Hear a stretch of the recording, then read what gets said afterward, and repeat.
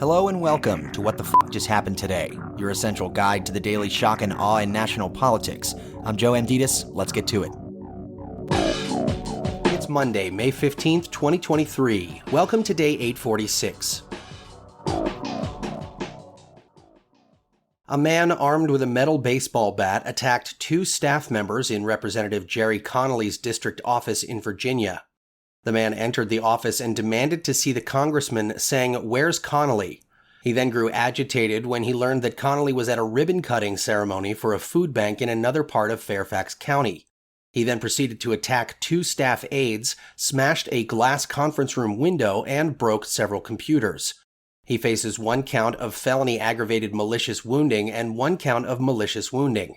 It's not clear what the man's motivation may have been, but last year he filed a $29 million federal lawsuit alleging that the CIA had imprisoned him for decades in a lower perspective based on physics called the book world, and that he was being brutally tortured from the fourth dimension. Meanwhile, Republican Congressman Paul Gosar's digital director is a neo-Nazi acolyte. Evidence shows that Wade Searle pledged his allegiance to Nick Fuentes' white supremacist Groyper movement, as well as posting extremist, anti-Semitic, racist, and anti-vaccine content on far-right websites.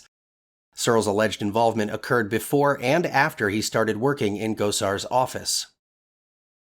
Moving on, Joe Biden will meet with congressional leaders on the debt ceiling limit Tuesday following productive negotiations over the weekend.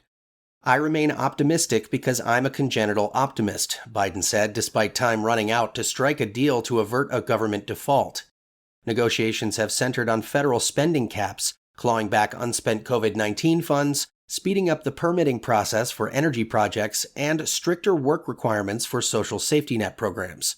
Treasury Secretary Janet Yellen, meanwhile, reiterated that the United States could default on its debt by June 1st if Congress doesn't raise or suspend the debt limit. Moving on, Special Counsel John Durham concluded that the FBI should never have launched a full investigation into connections between Trump's campaign and Russia during the 2016 election, calling the investigation seriously flawed.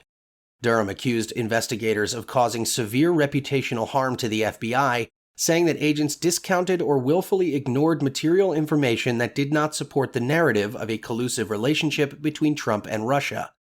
According to the 306-page report, the FBI used raw, unanalyzed, and uncorroborated intelligence as the basis for launching the Crossfire Hurricane investigation, but was more cautious and skeptical of allegations of foreign influence regarding Hillary Clinton's campaign.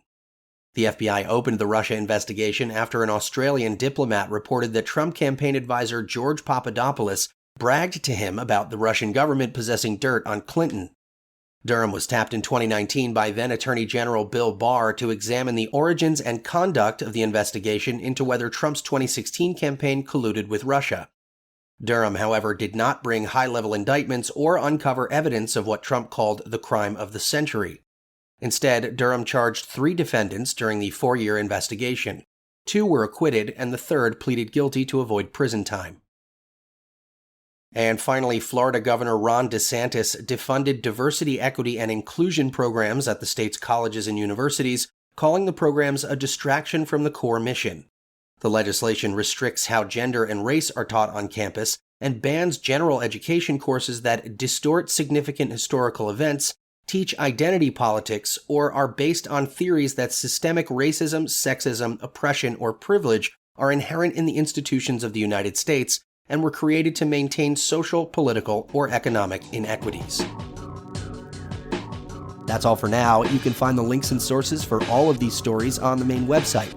And as always, visit whatthefjusthappenedtoday.com for the latest news and headlines. Until next time, I'm Joe Amditis.